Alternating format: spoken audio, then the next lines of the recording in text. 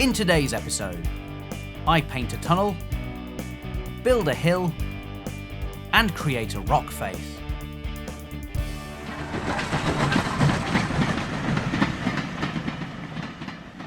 Hello everyone, welcome back to my channel, That Model Railway Guy, and welcome to episode 3 of my 009 layout build, which is once again sponsored by D-Rails. I'll be talking about them more later on in the video because they're a fantastic retailer, but for now we have a cliffhanger to address. As you may remember, in the previous episode, after laying the ballast, I discovered that all the glue had run into the points. This is pretty much any railway modeller's worst nightmare, since it not only sticks all your points together, but the dried glue between the blades stops any power from getting through. Well, I'm sure you're all dying to know what happened next, so I've got a little bit of a surprise for you. So here we are, back at Goford Tin, and great news! Trains are once again running. I did manage to get the points working again, and while I wasn't able to film it, let me quickly explain what I did. So, when I returned to the layout the following day, the glue had stuck all the points together as I expected. To get them moving again though, I added a little bit of water around them which softened the glue, and I was able to gently persuade the blades to move back and forth. Now I had to repeat this process a few times, gradually diluting the remaining glue more and more, but by being patient I did get them moving freely again. The big issue though was really the electrical connectivity, as there was lots of dried residue on the blades, meaning that the power wasn't transferring to the loops and the sidings. So to remedy this, I used wet and dry paper which was slightly damp, and I ran it very gently along the insides of the rails and the blades. The key here was patience and being very careful not to damage the points further in the process. With a little bit of light rubbing back and forth though, the dried glue was removed with the very fine paper without scratching the rails themselves, and thankfully this did restore power to all of my points. Now you may also have noticed that between episodes I've also ballasted these points as well. Now after the mess I caused last time, I thought perhaps it was best to do this off camera too, but I used exactly the same technique as I demonstrated in my point ballasting tutorial, so take a look at that if you're curious as to how I do it.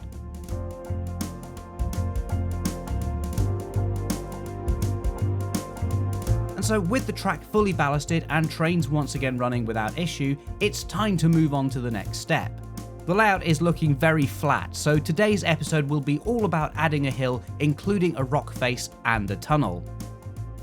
As the hill will be going over the top of my fiddle yard, that means the track will need to run through it.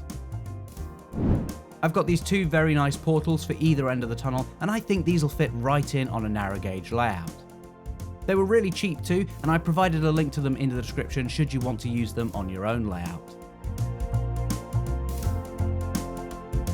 Now to determine exactly where the hill will be, I first had to decide where the tunnel portals would go. I knew I wanted them on a bit of an angle, and once I'd found the best position, I just marked it out with a pencil onto the baseboard.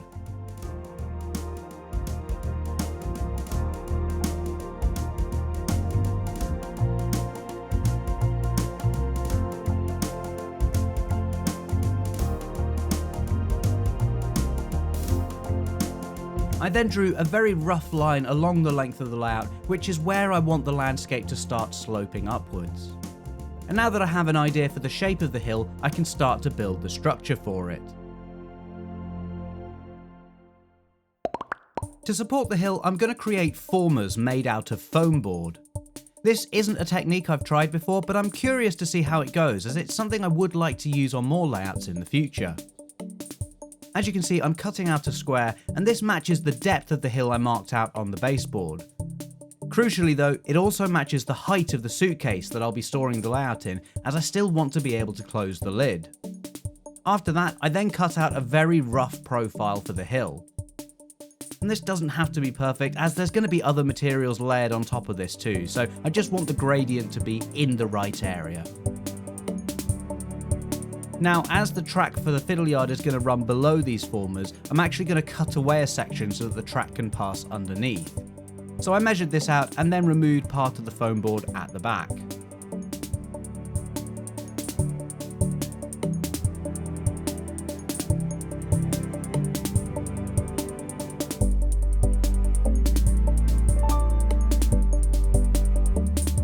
So that is one of my formers complete, but I've actually made two that are identical. Because of that cutout, I do want to give these formers a bit of extra strength, so what I'm going to do is glue these two together. This will make it a bit thicker, but more importantly, it should be a bit stronger too.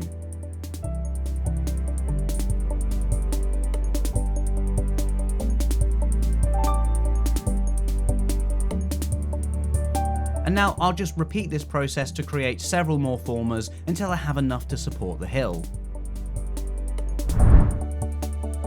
With several formers made, I can now start to build the basic frame for the hill. These are basically going to act like ribs, and the first step was to glue down each of the formers I'd made, starting from one end and then working my way across. You might just be able to see the different gradients I've gone for too. For example, closer to the camera there's a much sharper drop. This is where I'm planning to have a rock face, and in my head I'm imagining that the railway company carved out some space in the hill for the sidings. Meanwhile, on the other side of the layout, the hill will be much smoother, so it should allow a bit of variation in a small space. And with all my formers in place, I was then able to start creating the surface of the landscape with chicken wire. Now, as I've said in the past, I know this is an old-fashioned way of doing it nowadays, but I quite like it as I find it gives the hills and landscapes a very natural feel. If you fancy trying this technique yourself, there is a link in the description to some chicken wire that I would recommend using. The wire itself isn't too thick, and it comes with a pair of cutters too, so it's a pretty good deal. You can see I'm attaching the wire to the baseboard using a staple gun, which just locks it into place nicely. Obviously though, that wasn't going to work on the foam board I used for the formers, so instead I'm using masking tape to hold the wire in place. And like I said earlier, in the space between the formers, the wire mesh creates its own natural undulations and a realistic slope down to ground level. And of course, any excess you have can all just be cut away once you have the wire in place.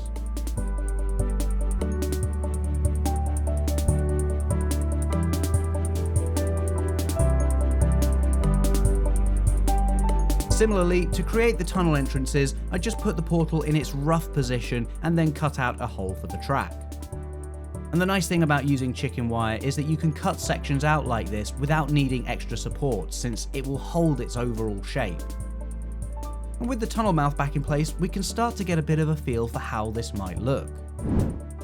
Now that the chicken wire has created the general shape of the hill, it's time to add a surface, and I like to do this using paper mache to create a hard shell. Before I get stuck in though, I'm going to cover up all the track and points around the hill with some spare cardboard just to stop excess glue from dropping onto them. After all, I am keen to avoid a repeat of the ballasting disaster I caused in the previous episode.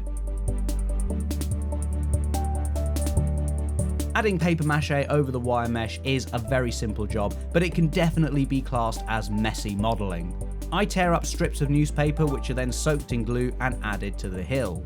And over the top of this, I use a paintbrush with just a bit more glue to push it down into the mesh and get it to actually stick to the wire. The glue I'm using here is just PVA, although I have watered it down very slightly just to make it a little bit more runny. And basically, I just repeat this process, gradually working my way along the hillside, covering the whole surface of the chicken wire. Soon enough, I had the whole hill covered in paper mache, and this is really where you can see it start to take shape for the first time. For now though, I need to wait for the paper mache to dry before I can move on to the next stage of the build. So here we are, it's the following morning and the paper mache hill, I'm pleased to report, has dried really nicely overnight, which is fantastic. But even better is that this time I managed to avoid getting any glue inside the points, which it seems for me is quite a result now. So if this was going to be a permanent layout that was always out on display, I would be tempted to just cover this hill in scenery straight away. But as it's going to be living inside of a suitcase, and that suitcase is going to be moved around quite a lot, especially when I'm storing it all away, I think I just want this hill to be as solid as possible. So what I'm going to do is cover this in a layer of mod rock or plaster bandage. Now, the great thing about mod rock is that it's really quick and easy to work with. It only takes about 15 to 30 minutes to dry, and that means I can then get on with the layout build much more quickly. In the meantime though, I do still have these two tunnel portals which are looking a little bit, well, shall we say, unfinished. So let's see if I can do something about that, shall we? I'm going to start off with this slate tunnel mouth first, but both of these portals are made from resin, I think, and they have got great texture to them. To create the slate stone colour, I'm going to use a painting technique that I'll be using a lot throughout this particular video. As you can see, I've started with a cream paint first, and this is going to go on the entire tunnel mouth and will act as a base that I can then layer other colours on top of.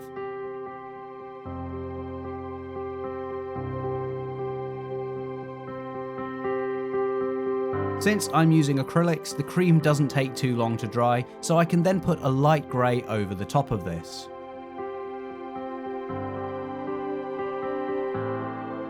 And as I go along, I'm just gently dabbing some of the paint away. This allows the cream undercoat to show through, and it mixes with the grey to create a nice organic mix to the colour of the stone.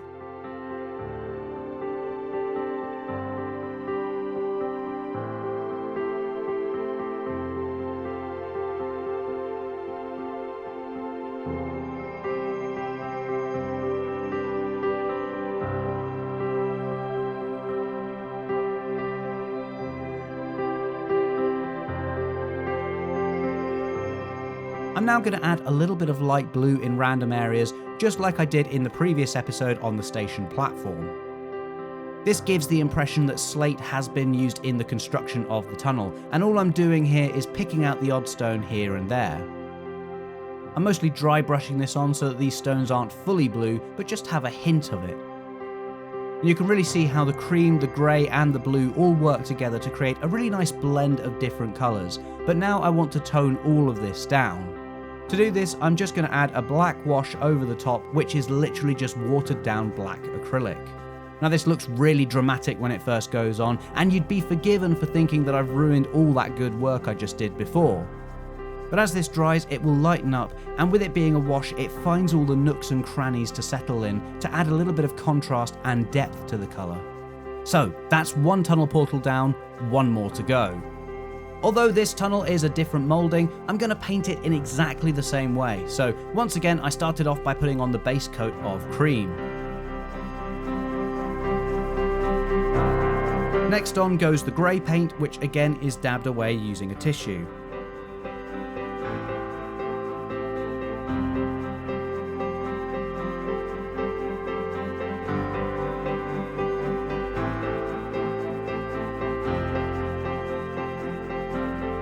And then we're onto the blue highlights again.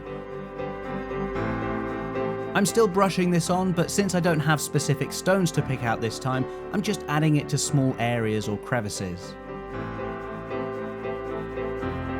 Finally, the black wash is added over the top to tie all the colours together. And the great thing about using the same painting technique like this is that it makes the whole layout feel consistent.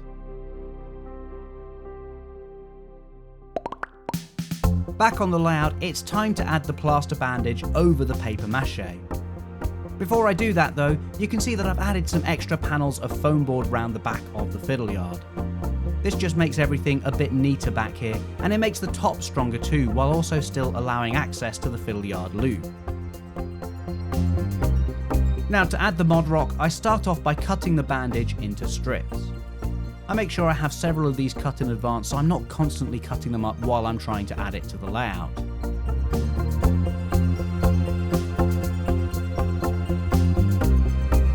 Once that's done though, applying it is really simple. All I do is dip the strips in water and then just lay them over the hillside. Like with the paper mache, I then keep repeating this process, gradually covering more and more of the hill.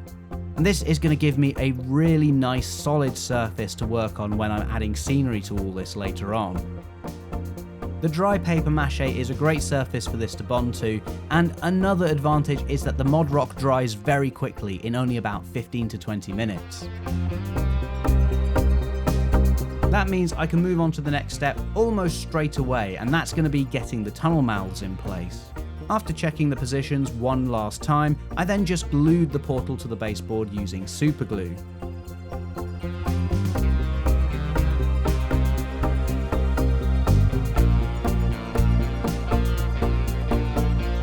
And then I'll just repeat this for the other side. And you can also see that that black wash is a bit lighter now that the portals are dry. Even with the portals in place though, there are still gaps around them, so I'm just going to use a few more strips of mod rock to fill these in and blend them into the hill. Where there are bigger gaps, like on the left hand side here, I ball the bandage up and I just use this to fill in the gap. And once the whole gap has been filled, I just place another strip of mod rock over the top for a smoother surface.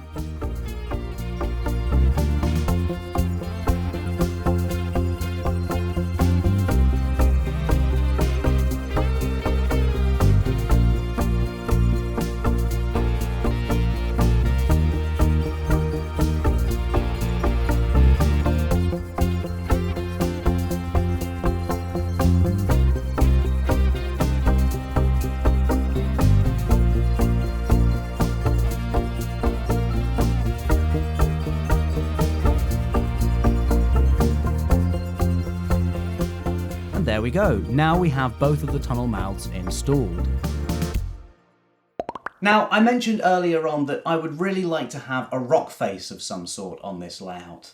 I think it's a really nice feature to have, and it's not something I've ever really done properly before, but I think it'll fit in really well on a little narrow gauge railway like this. And it does also kind of justify having such a sudden incline next to the railway too. It's almost as if the land has been blasted away to make space for the line. So to do this, I'm going to use a few of the Woodland Scenics rock molds, which I personally really enjoy using, and of course you can use them over and over again as many times as you want. If you want to try using these yourself, well, I recommend you order some from D-Rails, and as I'm sure you're aware by now, D-Rails have very kindly sponsored this series, and they don't just sell model locos and track, they have everything you need to build a model railway. I'll put some links down in the description to where you can get these particular rock molds on their website, or you can head over to derails.co.uk and check out all the other awesome stuff they have on there too. I will say as well that it's worth signing up to their newsletter too, as sometimes you can get some great deals or just generally be the first to know about new stuff that they have coming in. And I think it's important to say that I really like using D-Rails myself. I recommend them to my friends, and well, I guess I consider you guys my friends too, so that's why I'm recommending them to you. So thank you once again to D-Rails for sponsoring this episode, but now it's time to make a rock face, so let's get down to the workbench and put these to use, shall we? To prepare these rock molds, I'm going to give them a quick spray with water and a drop of washing up liquid. And this is going to help prevent air bubbles by allowing the plaster to run into all of the detail more easily. I'm going to use plaster of Paris to fill these molds, so here I'm just adding some of this into a measuring cup. For the plaster I'm using, I need the mix to be 2/3 water and 1/3 plaster, but be aware that this mix might not be the same for whatever you're using if you do this yourself. And with the water added, I'm just going to stir this until I get a nice consistent mix.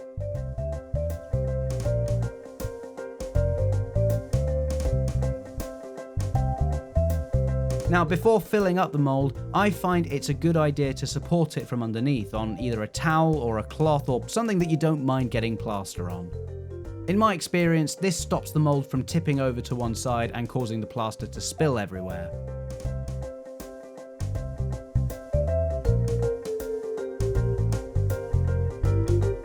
Now, I have to admit my mix is probably a little bit too thick. To be honest, I think I was having flashbacks again to my ballasting disaster, so not wanting to make it too runny, I overcompensated and went too far the other way.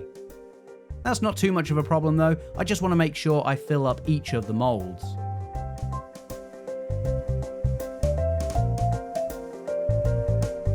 I'll give them a bit of a gentle shake, and this helps to spread the plaster out, but it'll also aid with getting rid of any air bubbles at the bottom too.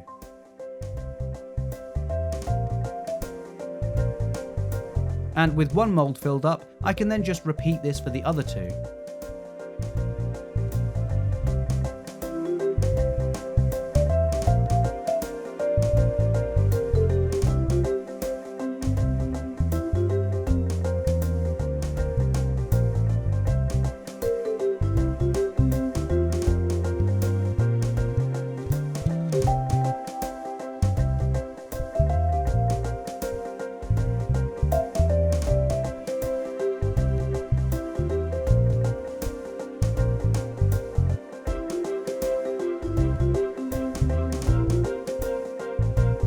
Now again, all this needs to be left to dry, but luckily it doesn't take too long. Like the mod rock, it's usually about 15 to 30 minutes. That said, in this case I'm going to leave them for a little bit longer, just so I can be sure that they have completely set.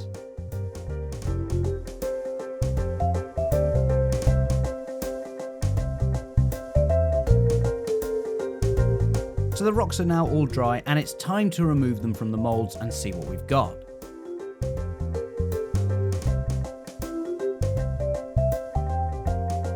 The first one came out nice and easily, and it looks really good.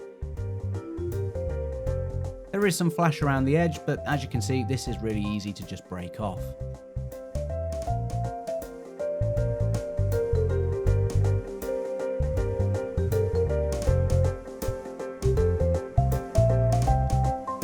Now, the larger rock did split as it was coming out of the mold. That's not a problem though, it's still usable as two different rocks, and to be honest, I may break up more of these deliberately.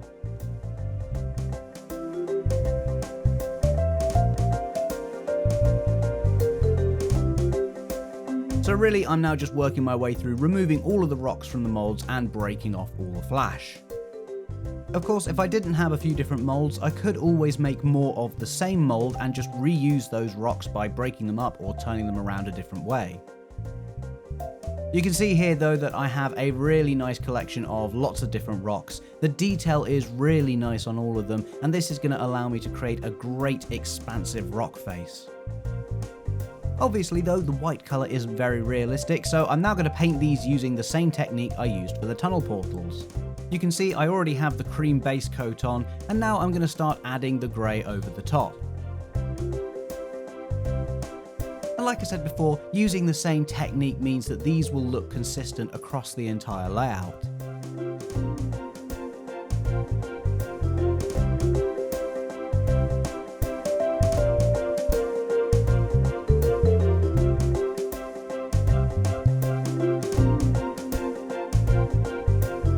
With the rocks all painted grey, again I'm going to add some blue highlights dry brushed on just to give an impression of the slate.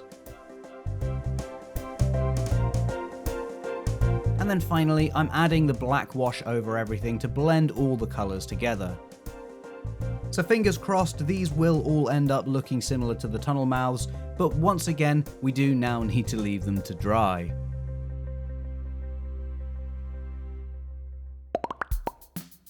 Back on the layout, here are all the completed rocks, and you can see I've got a lot to choose from. So what I'm going to do is start off by figuring out rough positions for the larger rocks, and then I can fill in the gaps with smaller rocks later. Seeing as the tunnel mouth is already in place, I'm going to start here by adding this rock to create a bit of an overhang.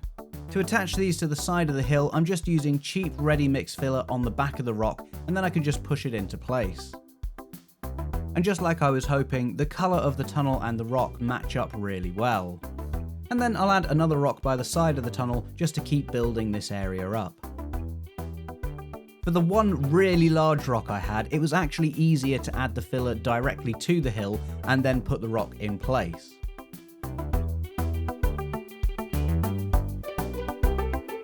And this creates a really imposing cliff face that looks over the sidings.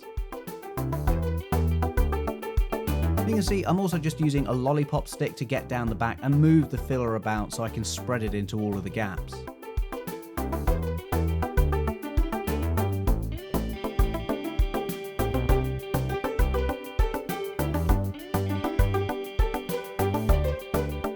And gradually the whole area becomes more populated as I keep adding rocks to the layout.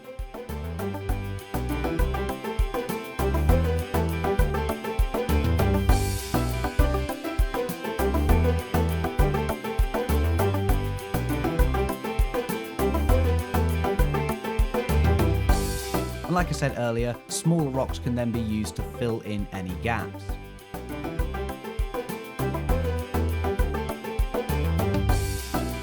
I think it's important to state as well that I don't have any particular plan for this. I'm literally just going with what looks and feels right.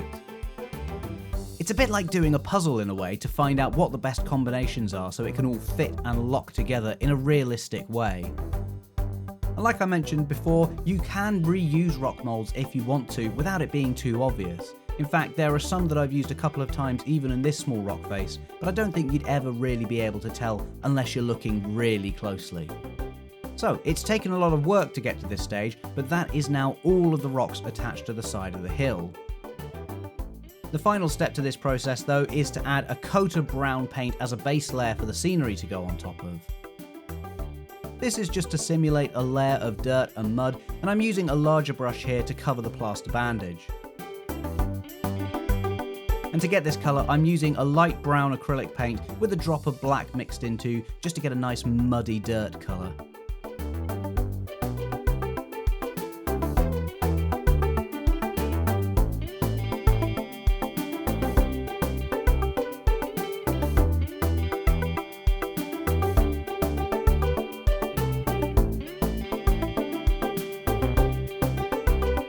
You'll notice I'm also painting the areas of bare baseboard down by the track in this same colour too, and you can see that I like to get right up to the ballast to create a dirt edge. I don't actually mind as well if this gets on some of the ballast, as it would be more dirty here and it blends the two surfaces together. One final thing I do like to do as it starts to dry, I go back over it with the paint watered down just to get into all the cracks in the mod rock. Watering it down slightly allows it to flow into all the gaps and anywhere that wasn't covered initially, so this is definitely a worthwhile, easy final step.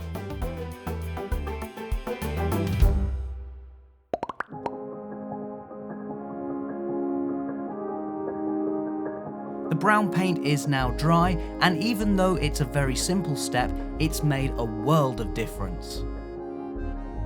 Now, I suspect some of you will be wondering about the clearances on the tunnel, what with the curves being so tight.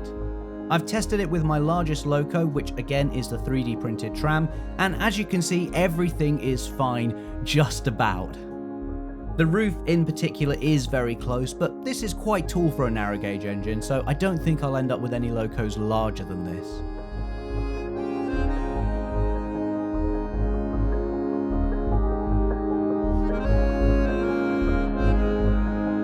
That goes for both tunnels, by the way, so as you can see now, the slate tunnel is fine as well. And because I know you all want to see the small England running on the layout again, here it is coming out of the tunnel with a couple of wagons. This longer bogie stock does have the potential to hit the side walls of the tunnel, but again, this is actually fine. I'll admit it's close, but in some ways that kind of plays into the narrow gauge dynamic a bit more, and it reminds me of part of the Festiniog Railway where the walls and embankments are very close to the track. It's really nice to have the train disappear inside the tunnel though. It gives a bit of an impression that the railway does go somewhere, and it shows just what a big difference adding this hill has really made to the layout.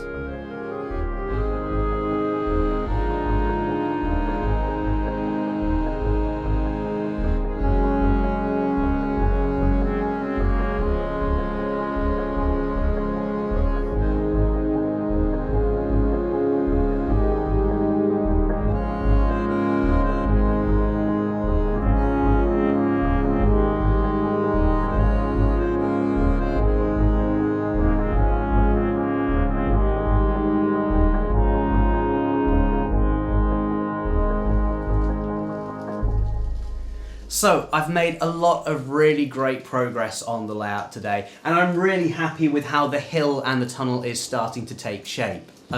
Quite literally. But as Prince disappears under the rock face there into the tunnel, I'm really happy with that whole area too, and I'm really looking forward to bedding that in a bit more as well. Of course, now that I've got the landscape in place, I can really start to focus my attention on the scenery. But that is going to be it for today's video, so thank you so much for watching, and if you haven't already, please do subscribe and hit the bell icon to get notifications for future videos. And in the meantime, here is a little look at what will be coming in the next layout update. Work continues on the rock face, and the yard gets a surface.